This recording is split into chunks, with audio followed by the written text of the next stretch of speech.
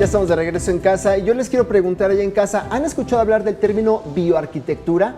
Piensen nada más, ¿a qué les remite este término o conocen alguna construcción que se rija por este tipo de principios? Hoy vamos a conocer más de ello con Claudio Nieto, quien es especialista de la Facultad Mexicana de Arquitectura, Diseño y Comunicación de La Salle, a quien le quiero dar la bienvenida aquí en casa. Claudio, ¿cómo estás? Muy buenos días. Muy buen día, muchísimas gracias por el espacio y un saludo a toda la auditoría. Al contrario, a ti, Claudio, por charlar con nosotros esta mañana. Pues lo comentaba hace un momento, pues la bioconstrucción ya no es cosa del futuro, es algo que ya está aquí presente, que es parte del quehacer diario de los profesionales de la construcción. Quisiera comenzar preguntándote cómo es que se integra la naturaleza con la construcción. ¿Qué es la bioarquitectura? Claro que sí.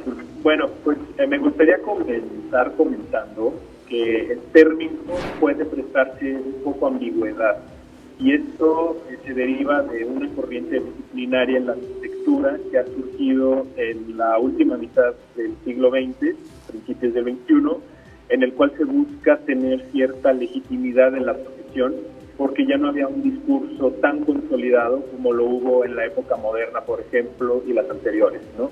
Entonces la arquitectura trata de empezar a buscar legitimidad en la conciencia con el ambiente. Tenemos ecoarquitectura, bioarquitectura, arquitectura de la participación. Entonces empiezan a surgir todas estas corrientes y aquí el riesgo es que empezaron en algunos contextos a consolidarse como una especie de moda.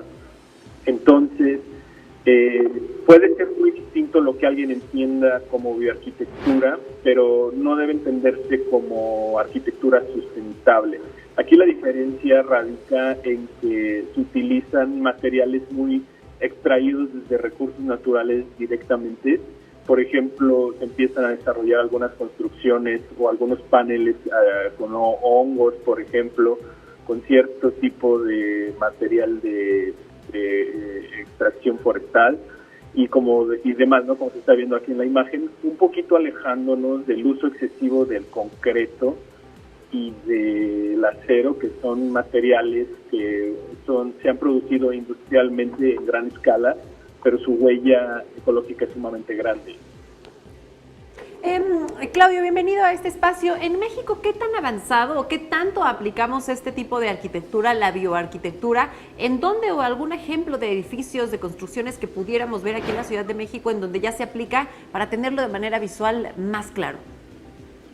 Claro que sí.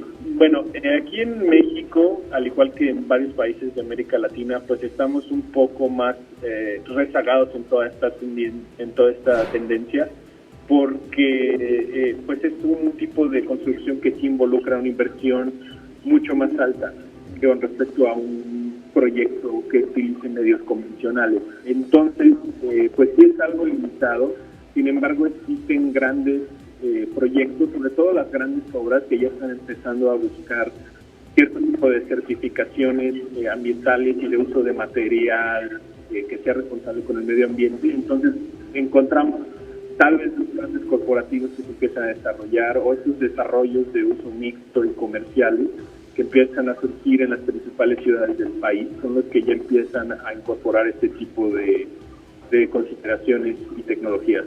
Claudio, como bien comentas, pues requiere de una inversión grande.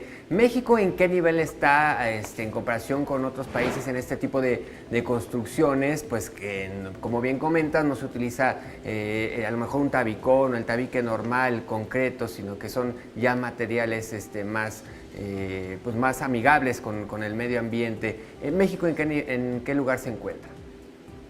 El problema, o digamos el contraste interesante que existe en México, es que sí, por un lado tenemos inversiones de muy alto nivel que pueden incorporar las principales tecnologías más recientes en cuanto a estos temas de arquitectura, de tecnología y nuevos materiales.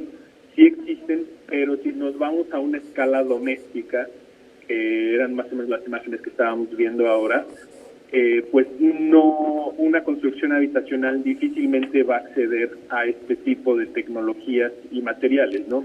Tanto en México como en muchos otros contextos. Tendrían que ser residencias de muy alto perfil para incorporar este tipo de consideraciones.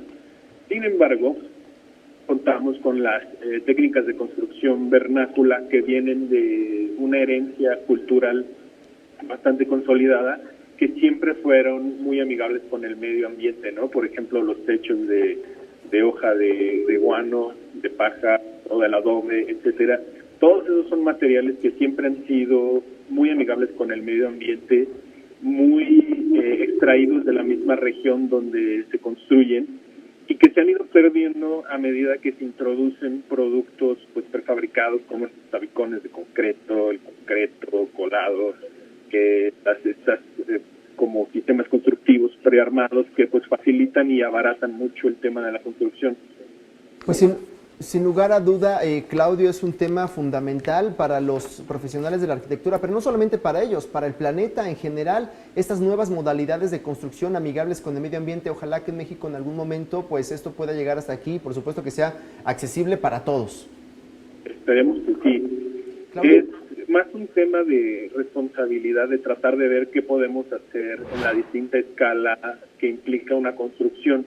Por ejemplo, los grandes desarrolladores lo incluyen porque tiene ciertos beneficios asociados con consolidación de marca, con ciertos incentivos y certificaciones, pero nosotros también podemos aplicarlo a una escala residencial o escala de pequeños desarrollos, casas, por ejemplo, utilizando unas técnicas más acercadas a la arquitectura vernácula, ¿no?, que comentaba.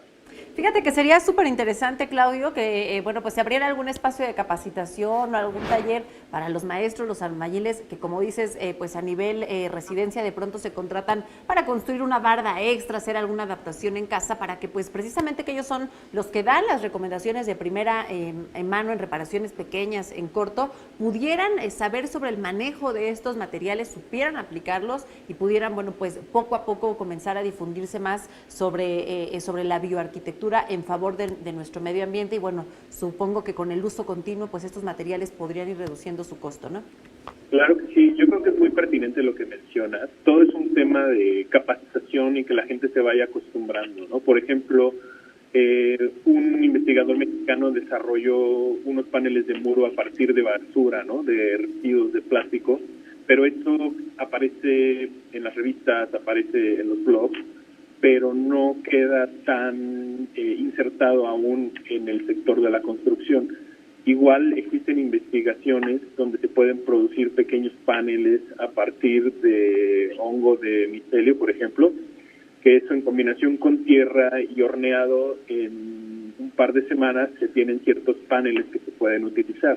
Pero aún falta mucho este tema de conocimiento y de capacitación, como tú mencionas, ¿no? Claro. Y de inserción al mercado, claro, que estén disponibles en muchos puntos de venta donde se compran materiales de construcción. Estimado Claudio Nieto, especialista de la Facultad Mexicana de Arquitectura, Diseño y Comunicación de La Salle, muchas gracias por haber platicado con nosotros esta mañana aquí en casa. Gracias a ustedes, excelente día.